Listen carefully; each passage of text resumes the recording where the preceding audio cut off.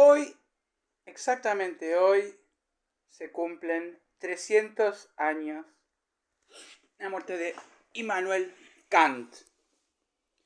Y si bien 300 años no es mucho, porque si ustedes piensan que estos riquísimos Lebkuchen tradicionales de Nuremberg tienen muchos más, bueno, la clase de hoy no va a ser sobre esos deliciosos uh, confites alemanes con jengibre y avellanas y una receta secreta por la cual mataron a Hansel y Gretel, que la sabían, sino este filósofo cuya vigencia aparentemente es muy grande y, digamos, a mí me gustaría decir que es un gran filósofo ruso.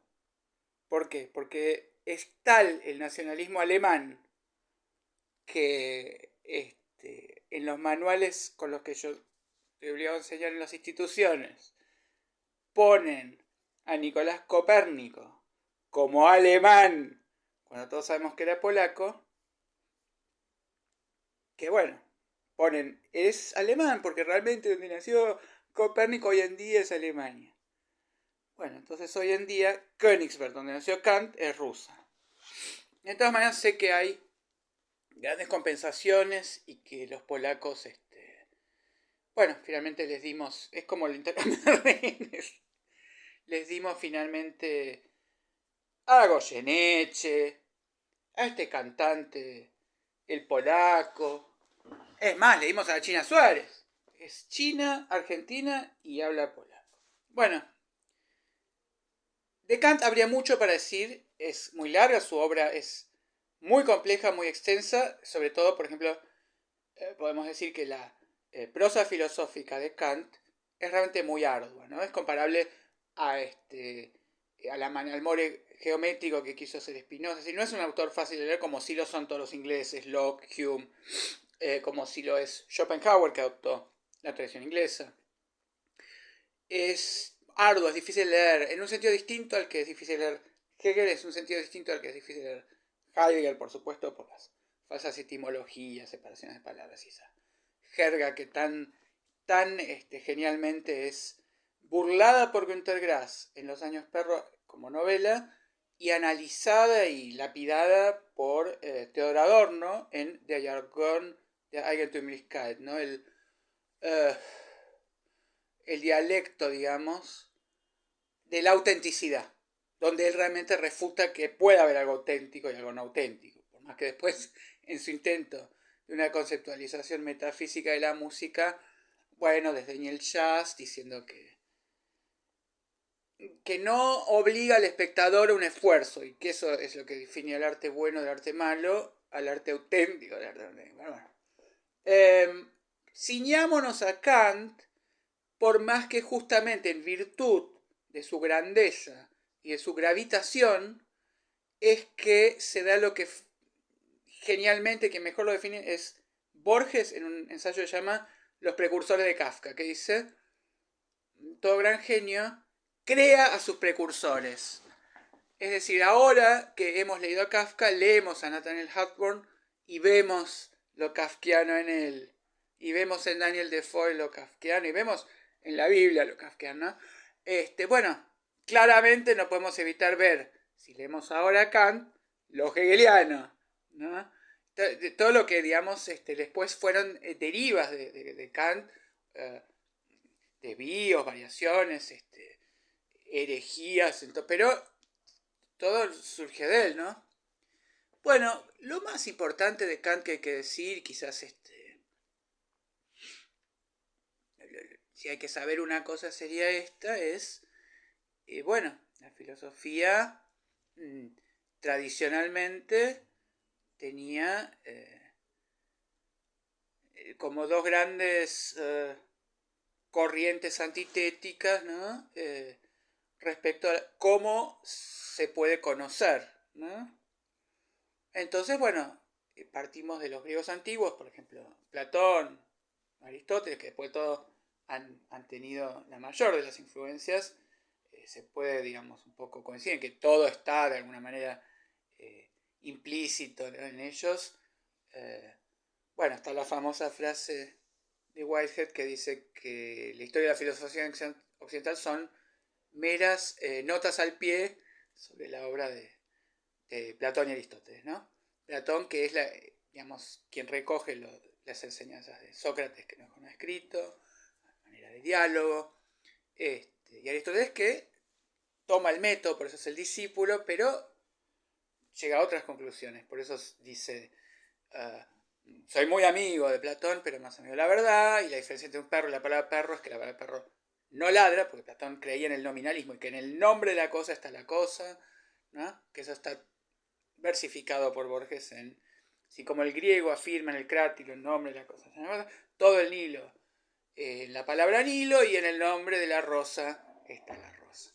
Que no es lo que da título a la novela Humberto Eco, que lo toma un poeta medieval, ¿no? Si bien está saludado Borges en la figura en biblioteca había sido. Bueno, nosotros para hablar de Kant estrictamente tendríamos que entonces decir, durante todo el periodo, no solamente de la antigua Grecia, que es, digamos, la filosofía se divide en tres grandes, digamos, momentos, podemos decir, en virtud de su objeto de estudio, más que nada. Y el objeto de estudio, además, no es que es intencionadamente otro, sino más bien que se va rectificando, es el mismo. O sea, queremos ver la cosa en sí, la realidad, la papa. ¿Y cuál es? Bueno, los griegos dicen, tenemos directamente el mundo, el cosmos, ¿no? Entonces, la filosofía clásica se ocupa, con realismo ingenuo, digamos, por más que es racionalista y no empirista, del cosmos. Luego, ¿de qué se ocupa? A partir del giro moderno que da Renato Descartes, que más que giro copernicano, se lo podría llamar antirrevolución ptolomaica, porque es una vuelta sobre el sujeto, ¿no? Yo pienso, por lo tanto, yo existo. O sea, lo importante es partir de la subjetividad. Eso es lo primero. Entonces, corresponde a todo el movimiento antropocéntrico. Bueno, y la posmodernidad, más que nada, se centra en el lenguaje, pero porque el lenguaje es nuestra forma de mundo, nuestra forma de erigirnos en sujetos. O sea, lo que tenemos que ver, lo que está primero, ya no es el mundo, porque llegamos a la conclusión de que es el lenguaje, no porque no nos interese ahora el mundo, sino porque solo podemos ver el mundo a través del lenguaje. Bueno, Kant, frente a esta gran corriente histórica que podemos decir, el racionalismo, incluso está en Descartes, ¿no? Es opta el filósofo por decir, no podemos creer a los sentidos, a la vista, al tacto, al oído, realmente se engañan los sentidos. Vemos una carreta que parece girar para atrás la rueda, hay muchas situaciones ópticas, nosotros tenemos que razonar la realidad, porque no es intuitiva. Para la intuición tenemos que tener dos corazones, porque tenemos dos ojos, no tenemos. Dos penes tendríamos que tener. Bueno, no, lamentablemente no, las cosas son como lo quiere el sentimiento. No podemos confiar en algo que tienen también los esclavos y las mujeres. Tenemos la razón. Entonces hay que deducir la realidad. No ver, sino pensar. Entonces el racionalismo fue canónico, es decir, aún acompañando a Alejandro Magno en sus campañas por Macedonia y sus conquistas, Alejandro Magno, que era su profesor de filosofía, observaba, ¿no? Y decía, bueno, deduzco que la sangre en la cabeza es más fría que el resto del cuerpo. No es que él tocaba y veía que estaba más caliente, pues si lo hubiera hecho, no habría dicho semejante sandez. Deduzco que la mujer tiene menos piezas dentarias que el varón. Podría haberle abierto la boca a su esposa y contado. O sea, realmente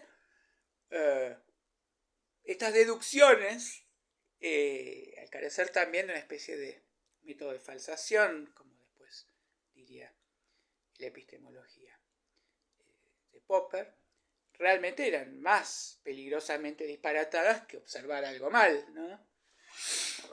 Entonces, el método racionalista permaneció, ¿por qué? Porque cuando surge el gran poder del cristianismo, de las autoridades de la iglesia, y los únicos que tienen acceso al conocimiento son los curas, que son también quienes tienen, que saben leer y que tienen los únicos libros que había, que eran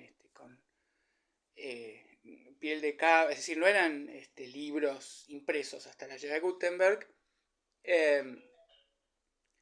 Bueno, estamos apurados, ¿no? Pero básicamente quiero decir, San Agustín dice, está bien, quememos todos los libros herejes de los pecadores que van a arder en el infierno porque no conocieron a Jesús, entonces son todos unos desgraciados. Menos yo, ¿saben una cosita?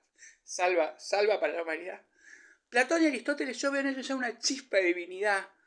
Ya hay algo de catolicismo mágico. Y bueno, es lo que Nietzsche también va a decir, en realidad no es la chispa de divinidad, sino que es algo mucho más abstracto para gente mucho más distinguida y capaz mentalmente. Nietzsche dice, el cristianismo es platonismo para la gilada, que necesita un ídolo de carne, no puede entender lo que es el mundo suprasensible como abstracción, necesita que Jesús, bueno, en fin, como quiera que sea, es evidente que hay una afinidad. Bueno, fueron salvados entonces de la hoguera Platón y con ellos se arrastra este error de, en lugar de dedicarse la ciencia a medir y a confiar en los sentidos, poniéndolos a prueba, deduce. Entonces sigue el método de las autoridades. Bueno, en ese momento incluso no se avanza con la ciencia, porque lo que se interesaba era si la Virgen María seguía siendo virgen después del parto.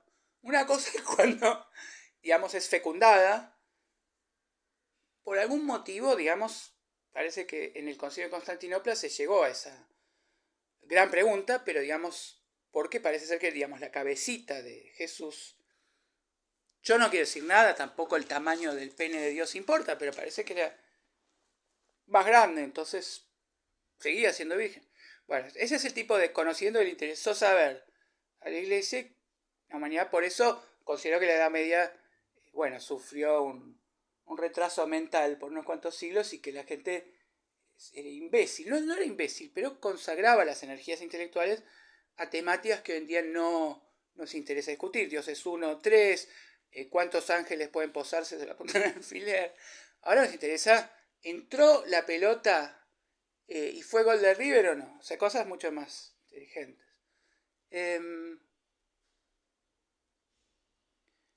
Frente a estas dos grandes corrientes para conocer, la otra se llama empirismo, ¿no?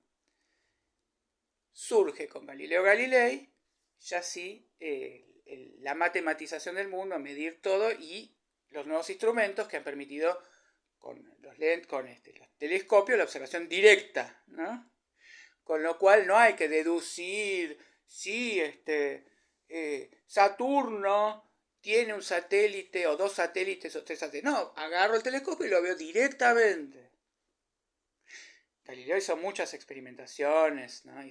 Bueno, incluso Leonardo da Vinci iba a la morgue a investigar los cadáveres antes de pintar deduciendo.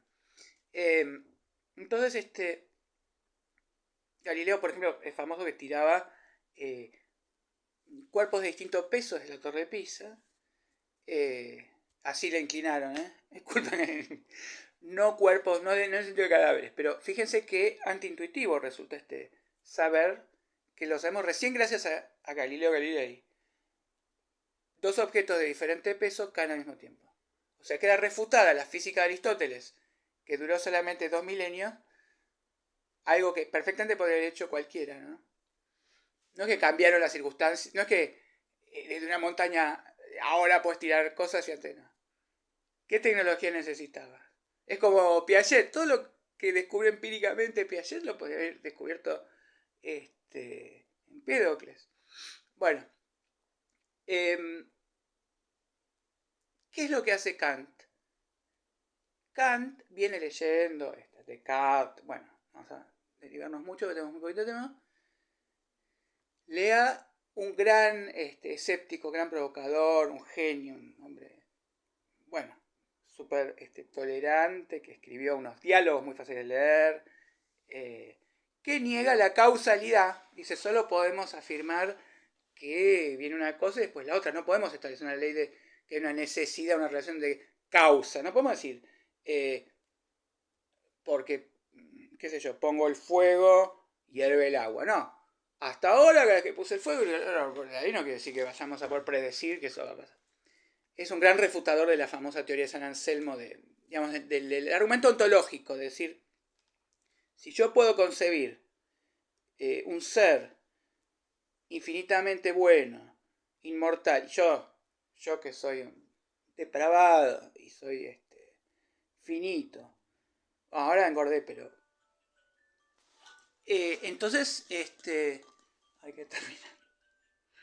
Bueno, vamos a hacer rápidamente el pasaje rapidísimamente a Kant. Bueno, ¿qué es lo que dice Hume? Rápidamente para refutar ese argumento. ¿Ese argumento qué era? El argumento que cita Maradona, ¿no? Que es la tenés adentro, ¿no? O sea, si vos tenés la idea de Dios, ¿cómo pudiste haber llegado a ella siendo un mero mortal? Es porque Dios te la puso. Perdón, vuelvo al tema de la Virgen María, del tamaño del pene de Dios, no quiero. Pero quiero decir, ese argumento, Hume dice no, porque yo puedo pensar en una persona de una bondad razonable, normal, y la puedo exagerar. Pues puedo hacer copy-paste, puedo agrandar, achicar, hacer zoom con mi mente. Porque si yo también puedo, digamos, ver toros y ver hombres, y después puedo hacer un recorte y puedo imaginar que hay minotauros, no quiere decir que exista el minotauro. Bueno.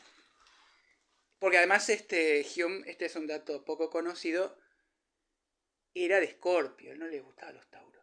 Bueno, entonces finalmente Kant, una famosa frase que tiene es Hume me despertó de mi sueño dogmático. ¿Qué quiere decir? Porque Hume es una persona completamente empirista. Él le dice no se puede razonar nada, la mente es una tabula rasa, ¿no?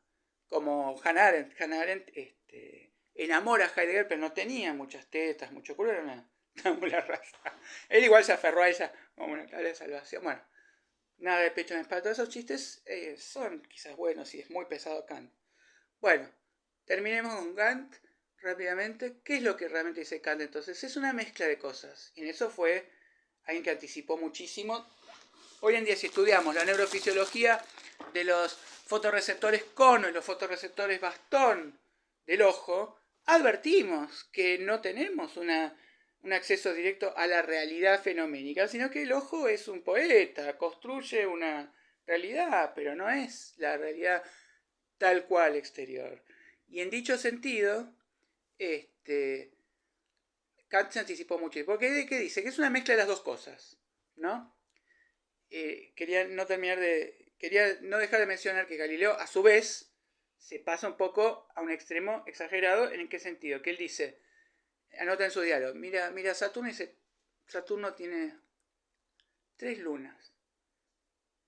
¿Por qué? Porque él ve, por primera vez, la carne del ojo humano ve a los ojos, a la cara, los anillos de Saturno, pero no los ve, no ve que son anillos, porque solo estamos preparados para ir a confirmar una hipótesis racional previa. O sea, somos racionalistas aún en nuestro empirismo. Y esto es lo que definitivamente es más importante de lo que dice Kant en cuanto a la pregunta cómo conocemos, ¿no? En el libro La crítica de la razón, crítica quiere decir recorte, límite. Es muy importante que lo que nos permite tener un suelo firme sobre el cual pararnos es la negación, es la certeza negativa, ¿no? Entonces, ¿hasta dónde podemos conocer y hasta dónde no? Y también, después, bueno, la ética. Sus aportes en realidad son muchos y no voy a poder decirlos todos, pero quizás lo más famoso, lo más importante, lo primero que hay que saber es esto. Nosotros recibimos las impresiones del mundo exterior y las ordenamos merced a lo que él llama las categorías innatas, que son causa, espacio y tiempo. Es decir, tenemos como filtros mentales, como si fuera una antena que decodifica, pero no es que decodifica fielmente, sino que lo ordena para nuestro entendimiento. Es decir, el tiempo podría no existir en el mundo. Nosotros necesitamos, para entender la realidad, verla de manera sucesiva, ¿no? Y ordenada como espacialmente. Es la necesidad de nuestro cerebro para entender. Es como una, qué sé yo, no sé, un perro necesita que sea olfativo el mundo. por sus instrumentos de percepción, no porque sea así el mundo, o sea, está en el mundo, pero es un recorte. Entonces, digamos, para el árbol, hoy no es lunes. Bueno, es poquito el tiempo que me queda. Goethe, si le sirve consuelo, trató de entenderlo, no entendió, lo abandonó. Y cuando le preguntaban, ¿leyó a Kant, maestro Wolfgang Goethe? Le decía, no fue necesario, Goethe está en el aire. Kant, en su vida, bueno, era famoso porque llegaba puntualísimo, era un TOC, diríamos, es súper obsesivo con el tiempo. Es decir, la gente ponía en hora sus relojes cuando él salía puntualísimamente a las 6 de la tarde a dar su paseo con su criado, y los sábados se iba a un bosquecillo y se hacía, practicaba el oranismo. Es decir, era realmente un hombre, bueno, consagrado a la filosofía, que no se casó con nadie desde el punto de vista ideológico y todo eso, pero tampoco se casó con nadie, fenoménicamente, empíricamente. Ha escrito sobre el matrimonio y en ese sentido sí es el padre del iluminismo, la ilustración. ¿Por qué? Porque lo ha hecho de una manera aséptica, con la fría razón. O sea, lo hizo de una manera brillante, pero sin acompañarlo de emociones, que es la gran crítica que le hace Adorno y Horkheimer a la ilustración, al decir que realmente esa entronación, esa, digamos, poner por encima de todo, eliminamos a Dios, porque Dios es el oscurantismo, la racionalidad, todo eso, por la lógica, por la razón, por la luz del saber. Nuestro nuevo Dios es la razón. Esto está criticado, ¿no?, por los románticos, y esa razón conduce a campos de concentración inteligentísimamente construidos, con métodos para matar brillantes. Pero, ¿para qué? ¿Cuál es la finalidad al final? ¿Es una cosa criminal? Entonces, esa crítica, nadie fue tan cretino de hacérsela a Kant, que era un humanista, súper idealista, bondadosísimo. Pero, bueno, sí llegó este maldito francés, Michel Onfray, el que se considera a sí mismo un heredero de los cínicos, ¿no?, que viene etimológicamente de ladrar, de denunciar. Que claro, él se siente tocado porque considera que de alguna manera han vinculado a Nietzsche al nazismo. Su amado Nietzsche de izquierda, que es un Nietzsche que inventó en realidad Bataille, Georges Bataille, luego de que Nietzsche efectivamente había sido completamente, bueno, por un lado, su obra mutilada por la hermana, Elizabeth Nietzsche, para que parezca nazi, pero anteriormente no era progre, precisamente. Es un gran elitista, un dandy. Thomas Mann tiene una conferencia brillante, dice Schopenhauer, Nietzsche, Freud, y allí habla del Nietzsche emparentado a Oscar Wilde, del cultor del individualismo, pero no un izquierdista francés. Pero bueno, Nietzsche al ser tan poliédrico y tan poco sistemático da para también decir eso. Después, ¿qué dirá Heidegger de Nietzsche? Ah, bueno, él pretende estar más allá de Kant, pero se limita a invertirlo. Allí donde todo el espíritu es todo cuerpo ahora, pero él no hizo nada nuevo. El que hace algo nuevo soy yo, Heidegger. Bueno, ¿qué más hace Kant? Que nos quedan 7 minutos. Bueno, en 7 minutos Kant, ¿qué es lo importante? Bueno, por ejemplo, una idea para que vean lo frío que es. Él dice que el matrimonio es un contrato para el libre usufructo de los genitales, lo cual es una correctísima definición, pero no es muy romántica, ¿no? Bueno, tiene escritos de antropología, escrito. Michel Onfray, al ver que Eichmann en su defensa, en su juicio Jerusalén, dice, actúe movido por el imperativo categórico, que es, actúa de tal manera que si tu comportamiento se convirtiera en ley universal, el mundo estaría mejor. O sea, si cada uno de nosotros matara a 6 millones de judíos, el mundo sería mejor. No, pero al ser, digamos, una verdad por definición, al haber dejado eso como vacío, como una consigna, como no hagas a los demás lo que no te... No, ni siquiera, ¿no? No hagas a los demás es bastante más concreto. Esto de actúa tal, esto es una total abstracción que uno se puede llenar con lo que quiera, como el premio Nobel, que el Nobel dijo para las obras que contribuyan al bienestar de la humanidad.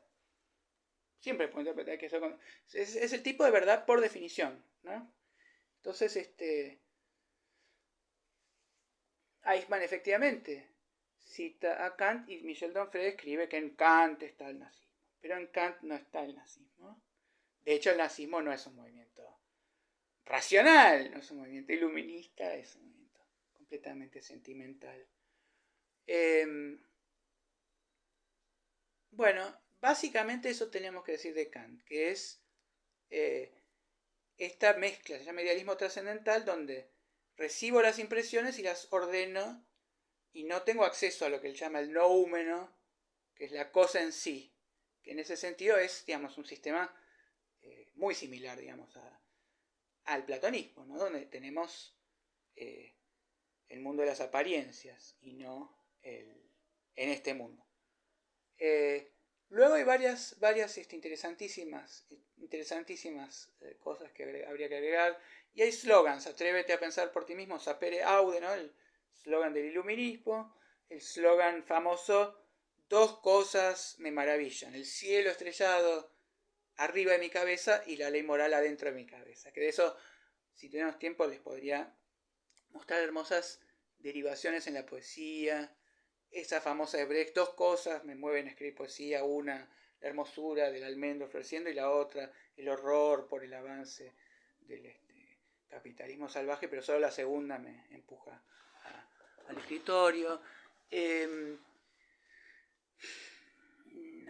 Bueno, hay una cosa que sería terrible entre actual, que es lo de la paz perpetua. Kant realmente propone lo de con la bomba atómica, que el profesor jamás conoció. Realmente está la idea de la disuasión pacífica, donde por más que haya armamentismo creciente, eso contribuye a la paz, porque cuantas más bombas atómicas tengo, menos las vamos a tirar, más vale llegar a un acuerdo. Hay varias cosas también. Bueno, la moral kantiana es famosa por lo estricta, ¿no? Por ejemplo, nunca puedes mentir. Y si viene un asesino de bebés y te pregunta ¿dónde está el bebé?, pues le tenés que decir, porque si vos no le decís, vos estás mintiendo. Y no importa nunca para Kant las consecuencias, que son impredecibles, de la ramificación de causa y efecto de lo que vos hagas. Vos tenés que actuar bien en el presente, que es lo único concreto que tenés. Es heredado él era, digamos, de una familia pietista. Bueno, pero vamos a tener que dejar acá. Básicamente, digamos, en muchas cosas quiero dejar en claro que Kant era un total, digamos, humanista, un filántropo, una persona de bien, aunque esa palabra hasta ahora bastante bastardeada y manoseada. Realmente digamos, una de las cosas que prescribe es que ningún ser humano se ha utilizado como medio y no como fin en sí mismo. Bueno, era un pequeñísimo homenaje a Kant, y muy pronto viene esto que yo ya anticipé, que es el desnudo total y cuidado de Schopenhauer, que es cuando él publica, digamos, los complementos a su obra capital, que no va a tener ningún éxito, y escribe consejos para la vida y qué sé yo, que es un bestseller y que tracciona toda su obra anterior, y es realmente como una de esas actrices que nunca habíamos visto en pelotas y ya en la vejez ya como que decir, bueno, miren que yo todavía estoy re fuerte, y nos muestra pela, tetas y qué sé yo, y ahí Schopenhauer es súper simpático e interesante, atractivo, muestra todo lo que efectivamente podemos reencontrar en su obra, y es realmente interesante enseñar a Schopenhauer desde es la hora. Bueno, lo quería citar porque Schopenhauer es un gran retomador de Kant, es un neokantiano, pero bueno, vamos a tener que dejar aquí. En Kant hay mucho desierto, y bueno, Kant implora en el desierto. Tenemos que dejar. Siempre que tengan alguna duda se pueden dirigir a mí, que me encanta este tipo de cosas. Amo preparar estas clases, darlas, y espero que ustedes tengan, digamos, la mitad del placer que obtengo yo, que es como suelen ser mis actos sexuales, ¿no?